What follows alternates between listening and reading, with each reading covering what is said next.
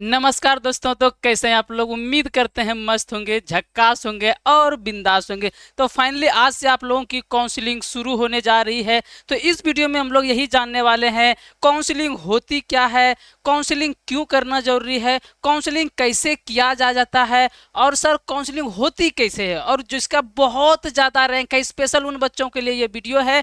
आपको कैसे ये काउंसलिंग करना है, बेसिकली काउंसलिंग होती क्या है पहले वो समझ लेंगे, उसके बाद ये समझेंगे कि कैसे बहुत ज्यादा रैंक वाले बच्चे जिसका 40,000 है, 50,000 है बिहार पैरा मेडिकल में, बिहार पॉलिटेक्निक में, वो कैसे काउंसलिंग करेंगे ताकि उनको कॉलेज मिल जाए। तो पूरी वीडियो देखिएगा, ये वीडियो आप लोगों के लिए बहुत ही ज्यादा इंपॉर्टेंट होने वाली है। इसमें कुछ खास जानकारी तो नहीं देंगे, पर इतनी छोटी छोटी जानकारी आपके लिए बहुत ही ज्यादा महत्वपूर्ण होने वाली है। आइए फटाफट से हम लोग वीडियो स्टार्ट करते हैं। पहले आप लोगों की पूरी प्रोसेस हम आपको समझा देते हैं कि काउंसलिंग कैसे होती है, अलॉटमेंट क्या होती है, और फिर जो ये रैंक लिस्ट होती है ये क्या होती है, फिर आप लोगों का चॉइस फिलिंग क्या होती है। पहले ये डिटेल समझ लेते हैं, उसके बाद ये भी जानेंगे कि काउंसलिंग में आप लोगों की कौन कौन सी डॉक्यूमेंट लगने वाली है, और फिर फुल प्रोसेस समझने वाले हैं। तो आइए वीडियो को स्टार्ट करते हैं। उम्मीद करते हैं कि ये वीडियो आप पूरा देखिएगा और पूरी जानकारी लेके जाइएगा। चलिए स्टार्ट करते हैं हम लोग, ठीक है। चलिए सर, तो सबसे पहले हम लोग आइए जानते हैं कि काउंसलिंग होती क्या है और ये क्यों होना जरूरी है। फिर इसकी प्रक्रिया को समझ लेते हैं बाबू, ठीक है ना। चलिए, तो सबसे पहला स्टेप क्या होता है बाबू, जस्ट अ सेकेंड, यहाँ पे आप लोग एक सेकेंड, हाँ चलिए। तो सबसे पहला प्रक्रिया क्या होती है बाबू, सबसे पहली प्रक्रिया जो होती है आप लोगों की, वो प्रक्रिया होती है फॉर्म भरना ना। चलिए, तो फॉर्म भरना, फॉर्म आप लोगों ने भर लिया। दूसरी प्रक्रिया क्या होती है बाबू आपकी, एग्जाम देना। तो एग्जाम आप लोगों ने दे दिया। पूरी प्रक्रिया समझेंगे तब सारी चीजें समझ में आएगी, ठीक है ना। चलिए, तो तीसरी प्रक्रिया क्या होती है आप लोगों की, रिजल्ट आती है, रिजल्ट, ठीक है ना। रिजल्ट को हम लोग क्या कहते हैं सर, रैंक कार्ड बोलते हैं। यानी कि रिजल्ट के रूप में जो आपकी आती है वो मार्कशीट नहीं, वो रैंक कार्ड होती है। तो रिजल्ट को हम लोग क्या कहते हैं सर, रैंक कार्ड होती है, और इसी के अनुसार आपकी काउंसलिंग होती है। अब आइए सर, तो चौथा प्रोसेस पे हम लोग चलते हैं, जिसको हम लोग कहते हैं काउंसलिंग। और ये जो है ये आप लोगों की सबसे महत्वपूर्ण होने वाली है टॉपिक, काउंसलिंग सर। अब काउंसलिंग को ही हम लोग दूसरा नाम में क्या बोलते हैं sir, choice filling. Choice filling क्यों बोलते हैं वो भी आप लोगों को बताया जाएगा। चलिए सर, तो इसको हम लोग क्या पहले ये समझ लेते हैं, उसके बाद फिर काउंसलिंग करना कैसे है वो भी समझ लेंगे हम दोनों, ठीक है ना। आइए, तो ये हो गए आपकी। फिर पांचवा प्रोसेस क्या होती है बाबू आपकी, अलॉटमेंट आती है। अलॉटमेंट क्या आती है बाबू आपकी, अलॉटमेंट आती है। ये बच्चे को नहीं पता, कंफ्यूजन बहुत बार पूछते रहते हैं, तो ये जानना जरूरी है आप लोगों के लिए, है ना। अलॉटमेंट होती है, और अलॉटमेंट आपकी पता है ना, तीन भागों में आती है, ठीक है ना। अलॉटमेंट कब आती है बाबू, आइए पहले यहाँ पे हम लोग क्या करते हैं, थोड़ा सा अलॉटमेंट पे चलते हैं, ठीक है ना। अलॉटमेंट पे चलते हैं हम लोग, उसके बाद फिर चीजें समझेंगे। अलॉटमेंट आती है आपकी फर्स्ट अलॉटमेंट, जिसको हम लोग क्या बोलते हैं सर, फर्स्ट अलॉटमेंट ही बोलते हैं हम लोग ऑफकोर्स। तो फर्स्ट अलॉटमेंट आती है आप लोग की। फिर आती है आपकी second allotment sir, second allotment आती है, सेकेंड अलॉटमेंट। और फिर आती है आप लोग की क्या सर, थर्ड अलॉटमेंट तो नहीं आती है, लेकिन मॉपअप अलॉटमेंट आती है, यानी कि मॉपअप राउंड होती है। ये मॉपअप राउंड क्या होती है वो भी इस पे वीडियो हम लोग चर्चा करेंगे। तो मॉपअप राउंड होती है, ये चीजें आप लोग समझ गए होंगे उम्मीद करते हैं। अब आइए थोड़ा सा क्या करते हैं हम लोग, थोड़ा सा काउंसलिंग की प्रोसेस पे बातें कर लेते हैं, है ना। चलिए सर, तो काउंसलिंग क्या होती है, आइए हम लोग क्या करते हैं, इस पे बातें करते हैं काउंसलिंग पे।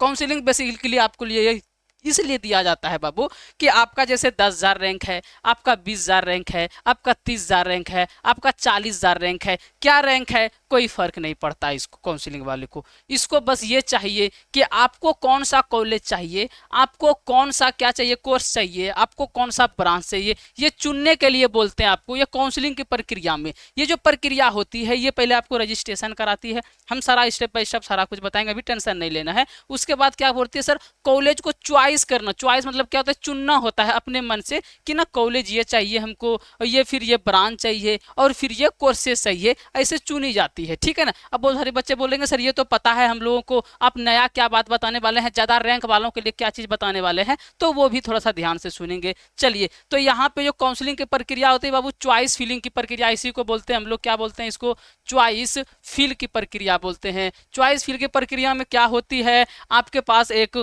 कॉलेज का लिस्ट होता है और एक आपके पास ब्रांच का या फिर कोर्स का क्या होती है सर, लिस्ट होती है। ब्रांच या फिर कोर्स का इसमें एएनएम जीएनएम होती है, आपकी सिविल इलेक्ट्रॉनिक्स, सारा ब्रांच यहाँ पे लिखी जाती है और यहाँ पे सारा कॉलेज दिया जाता है। आपको एक तरफ से कॉलेज चुननी है और फिर दूसरी तरफ से आपको क्या चुननी है, ब्रांच चुननी है या फिर कोर्स चुननी है। ठीक है, चलिए। अब बहुत सारे बच्चे का क्या है, यूआर में 10,000 तक है, यूआर में 20,000 तक है, बहुत सारे बच्चे का 30,000, 40,000 और 50,000 तक है। तो वो कैसे क्या करेंगे, आइए थोड़ा सा वो प्रक्रिया हम लोग समझ लेते हैं। तो सबसे पहली बात बाबू, जिसका रैंक क्या है आप लोगों को पता है कि सेफ जोन पॉलिटेक्निक वाले का क्या है, 30-40,000 के अंदर है, 40,000 के अंदर है, वो सेफ जोन में है। पैरामेडिकल वाले क्या है सर, लड़कियां हैं और वो 20,000 के अंदर है, सेफ है। लड़के जो है वो 15,000 के अंदर है, तो वो सेफ है। इस तरह से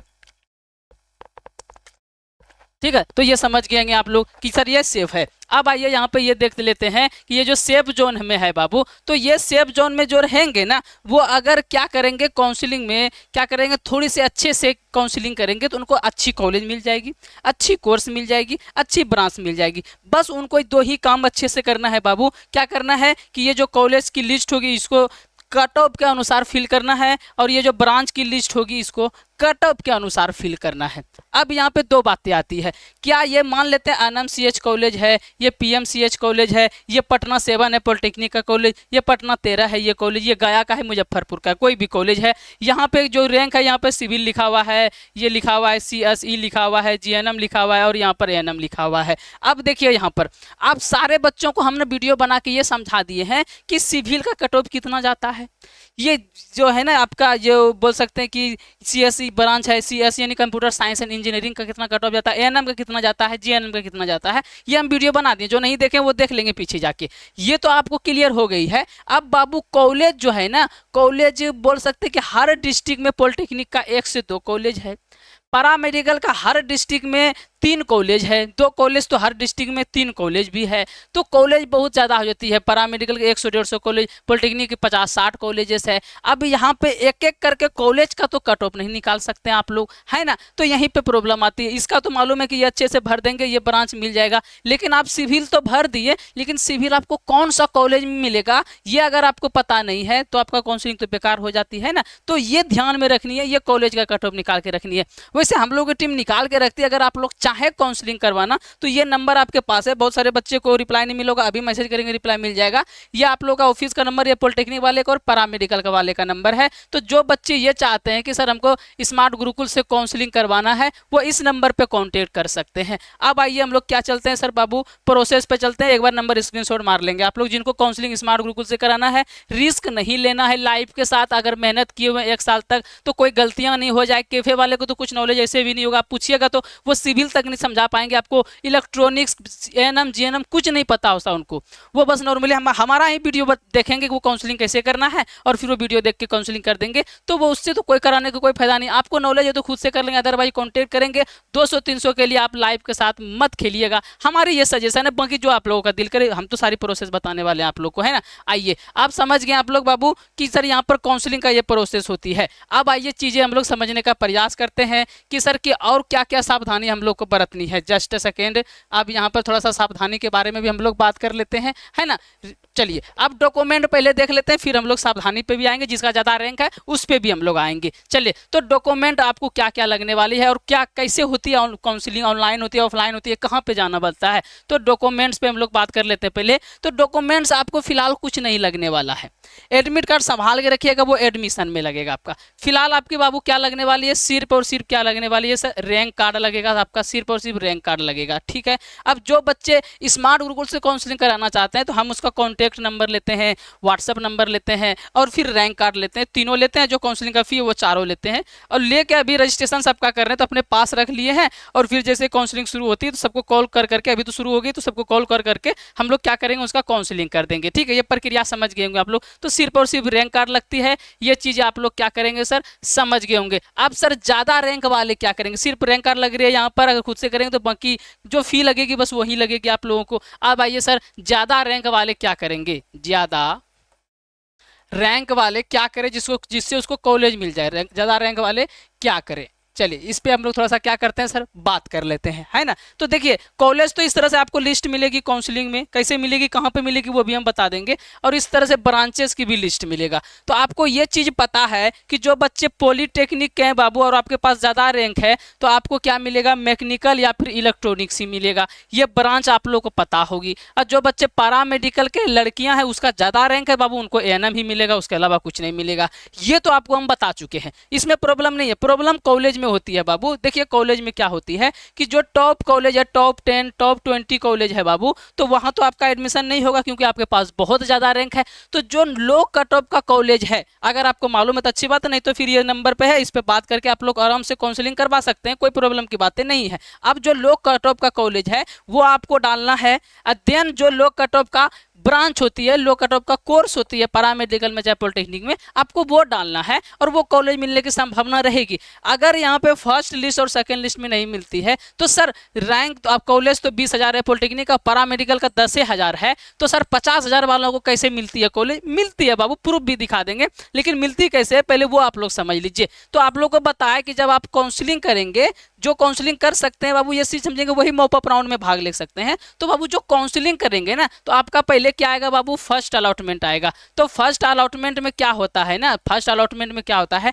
जिसका बहुत ज्यादा अच्छा रैंक है वो फर्स्ट अलॉटमेंट में उसका नाम आ जाएगा। अब सर सेकेंड अलॉटमेंट में क्या होता है, तो सेकेंड अलॉटमेंट में जिसका कट ऑफ के अंदर नाम आता है उन सभी का नाम आ जाता है सेकेंड अलॉटमेंट में। तो सर 50,000 वालों का क्या हालचाल है, 50,000 वालों का हालचाल आता है मॉप अप में।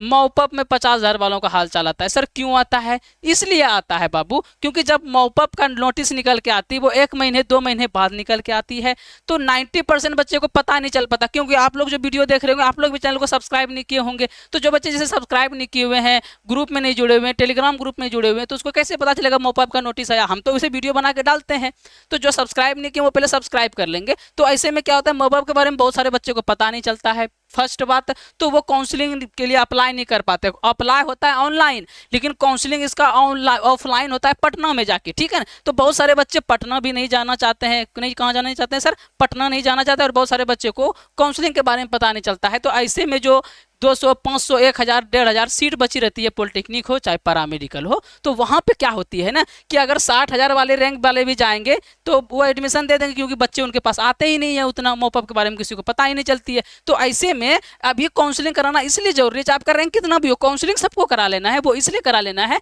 ताकि आप मॉपअप में भाग ले सके और आपको कॉलेज मिल सके, ये अपॉर्चुनिटी मिस ना हो सके। ये चीज़ें समझ गए होंगे, डॉक्यूमेंट के बारे में भी समझ गए होंगे, ज़्यादा रैंक वाले कैसे काउंसलिंग करे ये भी समझ गए होंगे आप लोग। अगर आपको कॉलेज की नॉलेज नहीं है तो आप लोग नॉर्मली कांटेक्ट करके बात कर सकते हैं इस नंबर पे और काउंसलिंग हम लोगों से करवा सकते हैं, ताकि हम लोग आपको अच्छे से कॉलेज दिलवा पाएँ।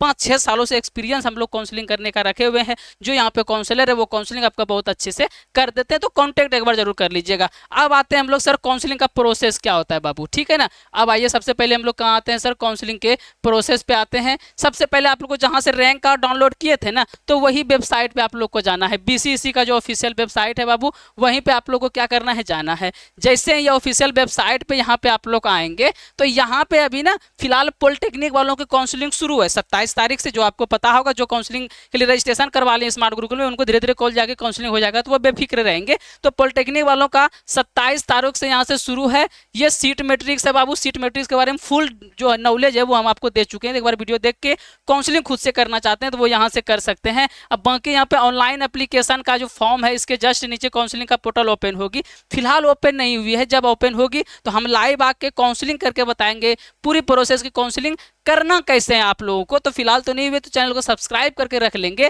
ताकि जैसे ही काउंसलिंग शुरू हो हम लाइव आके आपको बता पाएं काउंसलिंग करना कैसे है। और बिहार पैरामेडिकल का सर काउंसलिंग कब शुरू होगा? पॉलिटेक्निक का तो 27 तारीख से शुरू हुई है, तो बिहार पैरामेडिकल का कब से काउंसलिंग शुरू होगा बाबू, वो एक बार आप लोग देख लेंगे और एक बार समझने का प्रयास करेंगे। तो पॉलिटेक्निक का 27 तारीख से 5 दिन तक काउंसलिंग चलेगी आप लोगों की, है ना। तो मतलब क्या सर कि 2 तारीख तक तो इसी की काउंसलिंग चलने वाली है ना। तो 3 से लेके 5 तक पे बीच में, 3 से लेके 5 तक के बीच में पैरामेडिकल का काउंसलिंग आप लोगों की शुरू हो जाएगी। ये चीज़ें आप लोग याद रखेंगे, ये चीज़ समझेंगे। बाकी जो चैनल को सब्सक्राइब करके रखें, कोई भी नोटिस आती है, कैसे भी कुछ आती है तो हम आपको लाइव आके बताएंगे, तो चैनल को सब्सक्राइब करना बिल्कुल नहीं भूलेंगे। अगर यह इंफॉर्मेशन आपकी डाउट्स को खत्म कर पाए तो प्लीज़ फटाफट से क्या करेंगे, लाइक कर देंगे। और बाकी आपको काउंसलिंग स्मार्ट गुरुकुल से कराना है तो इस नंबर पे व्हाट्सएप पे मैसेज करेंगे, सर काउंसलिंग करवाना, सिर्फ इतना सा मैसेज करेंगे। आपका रिप्लाई नहीं भी मिला है तो दोबारा मैसेज करेंगे, फटाक से रिप्लाई मिलेगा। चलिए इस वीडियो में यहीं तक, मिलते हैं आप लोगों से अगले वीडियो में अगले टॉपिक पे। अगर कोई डाउट हो तो कमेंट करेंगे फटाफट से। फिलहाल के लिए हम लोग लेते हैं